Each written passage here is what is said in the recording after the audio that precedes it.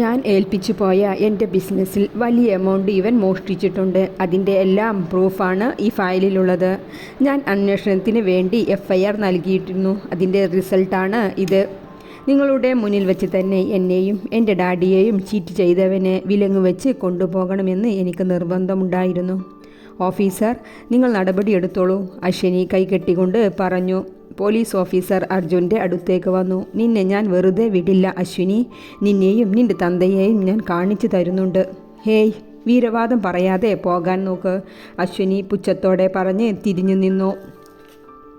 ആ അച്ഛൻ്റെയും അമ്മയുടെയും മുന്നിൽ വെച്ച്, ജനക്കൂട്ടത്തിൻ്റെ മുന്നിൽ വെച്ച് അർജുനെ വിലങ്ങു വെച്ച് കൊണ്ടുപോയി. സാവിത്രി വെപ്രാളത്തോടെ അവൻ്റെ അടുത്തേക്ക് പോകാൻ നിന്നതും ചന്ദ്രൻ അവളുടെ കൈ പിടിച്ചു നിർത്തി.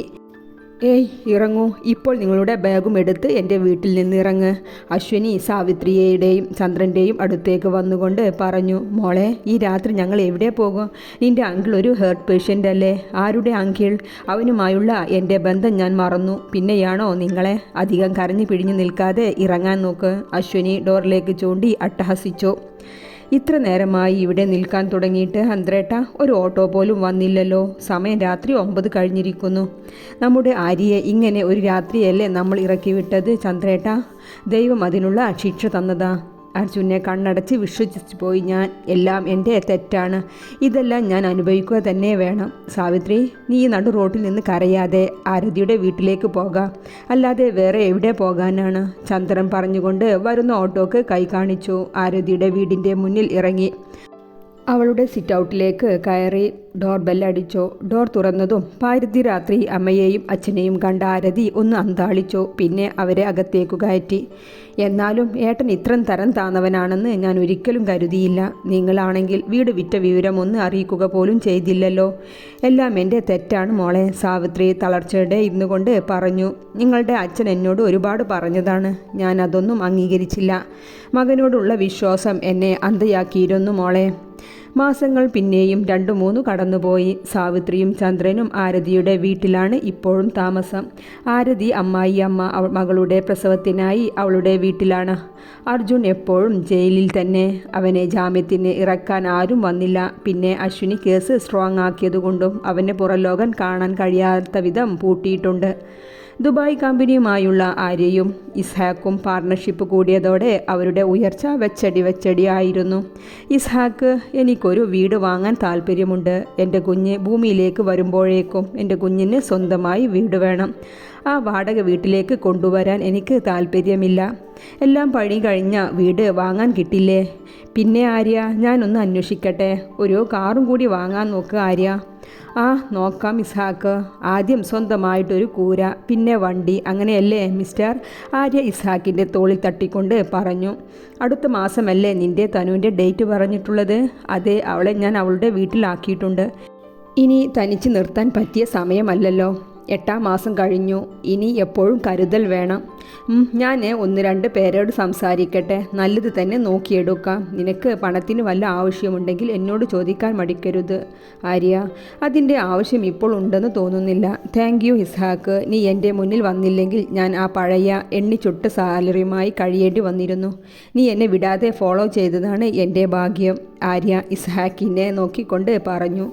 ഏയ്, ഈ തരത്തിലുള്ള നന്ദി പറച്ചിലിൻ്റെ ഒന്നും ആവശ്യമില്ല ആര്യ. നിൻ്റെ ടാലൻ്റാണ് നമ്മുടെ കമ്പനി ഇന്ന് ഈ സ്റ്റേജിൽ എത്തിപ്പെട്ടത്. അത് ആരോട് പറയാനും എനിക്കൊരു മടിയുമില്ല. ഓക്കെ ആര്യ, നീ പോകാൻ നോക്ക്. നിൻ്റെ സാമീപ്യം കൂടുതൽ ആഗ്രഹിക്കുന്ന സമയമാണ് ഈ പ്രഗ്നൻസി ടൈം. ഇനി സംസാരിച്ച് സമയം കളയണ്ട. ഇസ്ഹാക്ക് അവനെ തനുവിൻ്റെ വീട്ടിൽ ഡ്രോപ്പ് ചെയ്തു തിരിച്ചുപോയി. ആര്യ ലാപ്ടോപ്പ് ബാഗുമായി തനുവിൻ്റെ വീട്ടിലേക്ക് കയറിപ്പോയി. തനു ചെരിഞ്ഞു കിടന്ന് ഉറങ്ങുകയാണ്. ആര്യ ശബ്ദമുണ്ടാക്കാതെ അങ്ങോട്ട് ചെന്നു. ആര്യ, തനുമല്ലേ വിളിച്ചു. നീ ഉറങ്ങിക്കോ മോളെ, ഞാനൊന്ന് ഫ്രഷ് ആവട്ടെ. അവളുടെ തലയിൽ തലോടി അവൻ ബാത്റൂമിലേക്ക് കയറി. അവൻ കുളിച്ചു വന്നപ്പോഴേക്കും തനു മയങ്ങിയിരുന്നു. ആര്യമല്ലേ അവളുടെ അടുത്തേക്ക് കയറി കിടന്നു. പിന്നിലൂടെ ചേർത്ത് പിടിച്ചു അവളുടെ ചെവിയിൽ കരികിൽ ചുംബിച്ചു. അവളുടെ വീർത്ത് നിൽക്കുന്ന വയറിൽ മെല്ലെ കൈവച്ചു. പിന്നെ ഒരു പുഞ്ചിരിയോടെ കണ്ണടച്ചു കിടന്നു. ആര്യ, ഒരു വീടുണ്ട്. ടൗണിലല്ല, കുറച്ചുള്ളിലായിട്ടാണ്. പക്ഷേ റോഡ് സൗകര്യം എല്ലാം ഉണ്ട്. ഇന്ന് പോയി നോക്കിയാലോ? ആ ഇസാക്ക്, ഞാൻ ഇപ്പോൾ ഇറങ്ങാം. ആര്യ, ആരാണ്? തനു വീർത്ത നിൽക്കുന്ന വയറു താങ്ങി അവൻ്റെ അടുത്തേക്ക് വന്നു. അത് തനു. അവനൊന്ന് നിർത്തി. തനു, അത് സർപ്രൈസാണ്, എല്ലാം ശരിയായി നിന്നോട് പറയാം, ഓക്കെ? തനു ഒന്നും മിണ്ടാതെ കുറച്ചു നേരം അവനെ നോക്കി. അവൻ്റെ മുഖത്തുള്ള ഉത്സാഹം കണ്ടതും അവൾ പിന്നെ നിർബന്ധിച്ചില്ല. ശരി, ഞാൻ ഓഫീസിൽ പോവട്ടെ. വരുമ്പോൾ എൻ്റെ കുഞ്ഞിന് എന്താ വേണ്ടത്? ഒന്നും വേണ്ട, നീ ശ്രദ്ധിച്ചു പോകൂട്ടോ, ഞാൻ ഇടയ്ക്ക് വിളിക്കാം, ആര്യ അവളുടെ നെറ്റിയിൽ ചുംബിച്ചുകൊണ്ട് പറഞ്ഞു. ഓ, ദുബായിലേക്ക് പോകല്ലേ എന്നും ഇങ്ങനെ ഉമ്മ വെച്ച് യാത്ര പറയാൻ? താര അവൻ്റെ കളിയാക്കി പറഞ്ഞുകൊണ്ട് അങ്ങോട്ട് വന്നു. തനു മുഖം വീർപ്പിച്ച് അമ്മയെ നോക്കി. പോടി അവിടുന്ന്, എൻ്റെ മോളെ പറയാതെ. ജയ രവിയെ നോക്കിക്കൊണ്ട് താരയോട് ദേഷ്യപ്പെട്ടു. ശരി അമ്മ. അച്ഛ. ആര്യ തനുവിനെ ഒന്നുകൂടി ചേർത്ത് പിടിച്ച് അച്ഛനോടും അമ്മയോടും യാത്ര പറഞ്ഞു. താരയെ ഒന്ന് കൂർപ്പിച്ചു നോക്കി. താര അവനെ നാക്ക് നീട്ടി കാണിച്ചുകൊണ്ട് ഗോഷ്ഠി കാണിച്ചു. ആര്യ പുഞ്ചിരിയോടെ ബുള്ളിലിറ്റിലേക്ക് കയറിപ്പോയി. 3 പെൺമക്കളായ രവിക്ക് ആര്യയോടുള്ള ഈ അടുപ്പം സ്വന്തം മകനെ കിട്ടിയ പോലെയാണ്. ആര്യക്കും തനുവിൻ്റെ വീട് ഭാര്യ വീടായിട്ടല്ല, സ്വന്തം വീടായിട്ട് തന്നെയാണ്. തരുണിയും ശരത്തും ഇടയ്ക്കിടയ്ക്ക് ഇവരുടെ കൂടെ താമസിക്കാൻ വരാറുണ്ട്. തരുണിക്ക് ഇപ്പോൾ 3-ാം മാസമായി. കാര്യമായി പ്രഗ്നൻസി പ്രശ്നം ഒന്നുമില്ല. ഇസ്ഹാക്ക് ആര്യയും കൂട്ടി വീട് കാണാൻ ഇറങ്ങിയതാണ്. ടൗണിൽ നിന്നും പോക്കറ്റ് റോഡിലേക്ക് കയറിയതും ആര്യ ഒന്ന് ശങ്കിച്ചു. ഇസ്ഹാക്ക്, ഇവിടെ എവിടെയാണ് വീട്? അല്പം ദൂരം കൂടി പോകണം. ഞാൻ പോയി കണ്ടു, നല്ല വീടാണ്. ആരോ പണത്തിൻ്റെ അത്യാവശ്യം വന്നു വിറ്റതാണ്. ഈ ടീം പഴയ വീട് വാങ്ങി മോഡിഫൈ ചെയ്ത് മറിച്ചു വിൽക്കലാണ് പണി. എന്നാലും ഈ വീട് അടിപൊളി ആയിട്ടുണ്ട്. പഴയതാണെന്ന് തോന്നില്ല. ട്രഡീഷണൽ രീതിയിൽ മാറ്റിയെടുത്തപ്പോൾ ന്യൂ ലുക്ക് തന്നെ വന്നിട്ടുണ്ട്. പിന്നെ പ്രശ്നം എന്താണെന്ന് വെച്ചാൽ അവർ വീട് വാങ്ങിയത് 1 കോടിയോളം മറ്റോ ആണ്. പക്ഷേ നമുക്ക് അവർ 1.25 വരെ ചോദിക്കുന്നുണ്ട് ആര്യ. ഞാൻ മാക്സിമം കുറച്ച് തരാൻ പറഞ്ഞിട്ടുണ്ട്. ഇസ്ഹാക്കിൻ്റെ സംസാരം കേട്ട് ആര്യ എത്തിയത് അവൻ്റെ പഴയ വീട്ടിലേക്ക് തന്നെയാണ്. പക്ഷേ ആ വീടാണ് എന്ന് പറയാൻ പുറമേ നിന്ന് ഒന്നുമില്ലായിരുന്നു. അത്രയും മാറ്റിയെടുത്തിരുന്നു ആ വീട്, ഗേറ്റ് മുതൽ ഓരോന്നും. ആര്യയുടെ കണ്ണുകൾ നിറഞ്ഞുപോയി. വാ, ഇറങ്ങ്. ഇസ്ഹാക്കിൻ്റെ വിളിയാണ് അവനെ ചിന്തയിൽ നിന്നും ഉണർത്തിയത്. എന്തേ ആര്യ, നിന്റെ കണ്ണ് കലങ്ങിയത്? ഇസ്ഹാക്ക് അവൻ്റെ ചുവന്ന കണ്ണും മുഖവും കണ്ട് ചോദിച്ചു പോയി. ഇസ്ഹാക്ക്, ഈ വീട്. അവനൊന്ന് ഇടറിപ്പോയി. ഇത് ഞങ്ങളുടെ വീട് തന്നെയാണ്. നിന്റെ വീടോ? അതെ ഇസ്ഹാക്ക്. ഇത് എന്തിനച്ഛൻ വിറ്റത്? ആര്യ സ്വയം ചോദിച്ചു പോയി. അച്ഛനും അമ്മയും എവിടെയാകും? അവൻ്റെ ചിന്തകൾ കൂടി വന്നു. വാ ആര്യ, വീടൊന്ന് കാണാം, എന്നിട്ട് നമുക്ക് റേറ്റിൻ്റെ കാര്യം സംസാരിക്കാം. വേണ്ട ഇസ്ഹാക്ക്, എത്ര പണമായാലും വേണ്ടില്ല. ഈ വീട് എനിക്ക് തന്നെ വേണം. എൻ്റെ അച്ഛൻ്റെ വിയർപ്പാണ് ഈ വീട്. അവൻ കണ്ണുകൾ അമർത്തി തുടച്ചുകൊണ്ട് അകത്തേക്ക് കയറി. ഓരോ റൂമും കൂടുതൽ ഇൻറ്റീരിയർ ചെയ്ത് ഓരോ കോണും അതിമനോഹരമാക്കിയിട്ടുണ്ട്.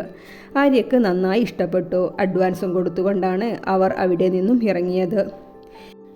പിന്നീട് അങ്ങോട്ട് ആര്യ ആ വീട്ടിലേക്കുള്ള ഓരോ ഫർണിച്ചറും സെറ്റ് ചെയ്തു. തനുവിൻ്റെ ഓരോ ഇഷ്ടവും നോക്കി അവൾക്കുള്ള തൻ്റെ റൂം ഇൻറ്റീരിയർ ചെയ്തു, കൂടെ കുഞ്ഞിനുള്ളതും. ദിവസങ്ങൾ പലതു കഴിഞ്ഞു. തനുവിന് അസുഖം വന്ന് ഹോസ്പിറ്റലിൽ കൊണ്ടുപോയതാണ്. ആര്യ ടെൻഷനോടെ ലേബർ റൂമിൻ്റെ മുന്നിലിരിക്കുന്നുണ്ട്. കൂടെ അമ്മ ജയയും അച്ഛനും അനിയത്തിമാരുമുണ്ട്. നീണ്ട 3 മണിക്കൂറിന് ശേഷം ബ്ലൂ കളർ ടർക്കിയിൽ പൊതിഞ്ഞ് കുഞ്ഞിനെ നേഴ്സ് കൊണ്ടുവന്നു. ആര്യ പെട്ടെന്ന് എഴുന്നേറ്റ് അവരുടെ അടുത്തേക്ക് ചെന്നു. തൻവി പ്രസവിച്ചു, ആൺകുഞ്ഞാണ്. നേഴ്സ് കുഞ്ഞിനെ ജയയെ ഏൽപ്പിച്ചു. ജയ കുഞ്ഞിനെ കത്തിയിൽ ചുംബിച്ച് ആരുടെ കയ്യിലേക്ക് മെല്ലെ വെച്ചു കൊടുത്തു. അവൻ നിറഞ്ഞ കണ്ണുകളോടെ കുഞ്ഞിനെ വാങ്ങി നേഴ്സിനെ നോക്കി ചോദിച്ചു. തൻവി, അവളെ ഒന്ന് കാണട്ടെ. ഇപ്പോൾ കാണാൻ പറ്റില്ല, 2 മണിക്കൂർ ഒബ്സർവേഷനാണ്. മുറിയിലേക്ക് കൊണ്ടുവന്നിട്ട് കാണാം. കുഞ്ഞിനെ കണ്ടു കഴിഞ്ഞെങ്കിൽ തരൂ, പാല് കൊടുത്തു നോക്കണം. തരുണിയും താരയും രവിയും എല്ലാം കുഞ്ഞിനെ കണ്ണിറച്ച് കാണുന്ന തിരക്കിലാണ്. ആര്യ ജയയെ ഒന്ന് നോക്കി. അവർ അവൻ്റെ കയ്യിൽ നിന്ന് മെല്ലെ കുഞ്ഞിനെ വാങ്ങിച്ചു നേഴ്സിനു നൽകി.